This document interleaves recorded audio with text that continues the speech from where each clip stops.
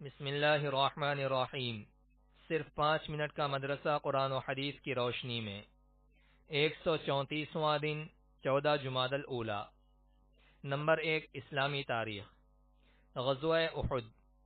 غزوہ بدر کی شکست سے قریش مکہ کے حوصلے تو پست ہو گئے تھے، مگر ان میں غم و غصے کی آگ بھڑک رہی تھی۔ اس آگ نے ان کو ایک دن بھی چین سے بیٹھنے نہ دیا۔ 1 سال تو انہوں نے کسی طرح گزارا، لیکن سن 3 ہجری میں ابو سفیان نے مکمل تیاری کے ساتھ 3000 کا لشکر لے کر مدینہ کے باہر احد پہاڑ کے پاس پڑاؤ ڈالا۔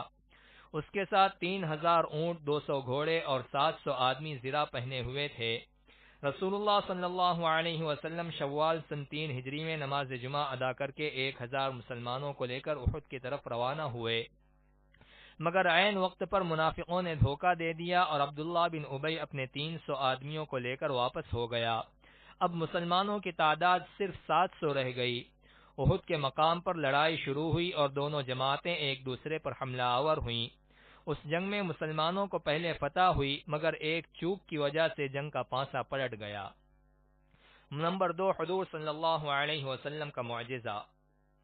حرام لقمے کا گلے سے نیچے نہ اترنا۔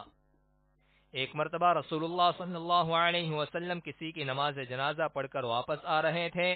راستے میں ایک آدمی ایک عورت کی طرف سے کھانے کی دعوت دینے آیا تو حضور صلی اللہ علیہ وسلم نے دعوت قبول فرما لی اور رسول اللہ صلی اللہ علیہ وسلم اپنے صحابہ کے ساتھ اس عورت کے گھر تشریف لے گئے۔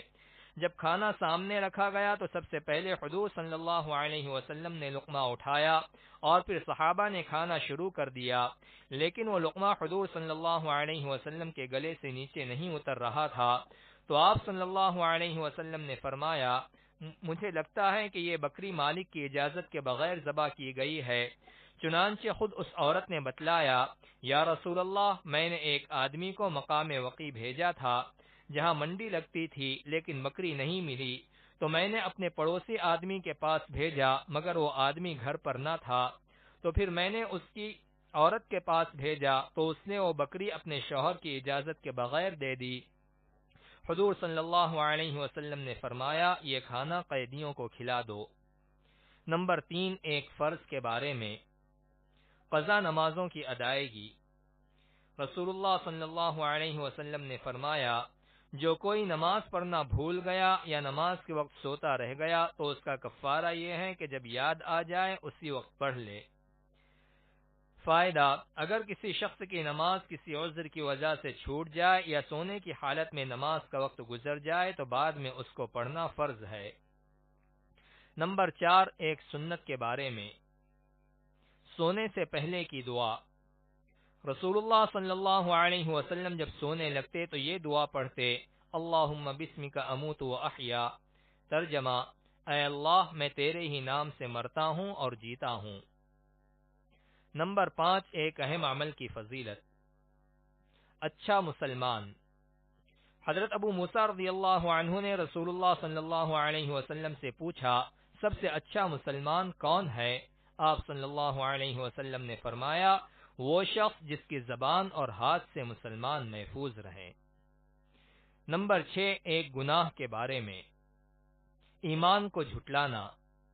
قرآن میں اللہ تعالی فرماتا ہے، جس شخص نے بخل کیا اور لاپرواہی کرتا رہا اور بھلی بات یعنی ایمان کو جھٹلایا تو ہم اس کے لیے تکلیف و مصیبت کا راستہ آسان کر دیں گے، یعنی جہنم میں پہنچا دیں گے۔ نمبر 7، دنیا کے بارے میں۔ آخرت کی کامیابی دنیا سے بہتر ہے۔ قرآن میں اللہ تعالی فرماتا ہے، تم لوگوں کو جو کچھ دیا گیا ہے وہ صرف دنیاوی زندگی میں استعمال کی چیزیں ہیں، اور جو کچھ اجر و ثواب اللہ کے پاس ہے وہ اس دنیا سے کہیں بہتر اور باقی رہنے والا ہے، اور وہ ان لوگوں کے لیے ہے جو ایمان لائے اور اپنے رب پر بھروسہ رکھتے ہیں۔ نمبر 8، آخرت کے بارے میں۔ ایمان کی برکت سے جہنم سے چھٹکارا۔ رسول اللہ صلی اللہ علیہ وسلم نے فرمایا، جب جنتی جنت میں چلے جائیں گے اور جہنمی جہنم میں چلے جائیں گے تو اللہ تعالی فرمائے گا، جس کے دل میں رائی کے دانے کے برابر بھی ایمان ہو اسے بھی جہنم سے نکال لو۔ چنانچہ ان لوگوں کو بھی نکال لیا جائے گا جن کی یہ حالت ہوگی کہ وہ جل کر انتہائی کالے ہو گئے ہوں گے، اس کے بعد ان کو نہر حیات میں ڈالا جائے گا تو اس طرح نکل آئیں گے جیسے دانہ سیلاب کے کوڑے میں کھاد اور پانی ملنے کی وجہ سے اگاتا ہے۔ نمبر 9، طب نبوی سے علاج۔ بیماروں کو زبردستی نہ کھلانا۔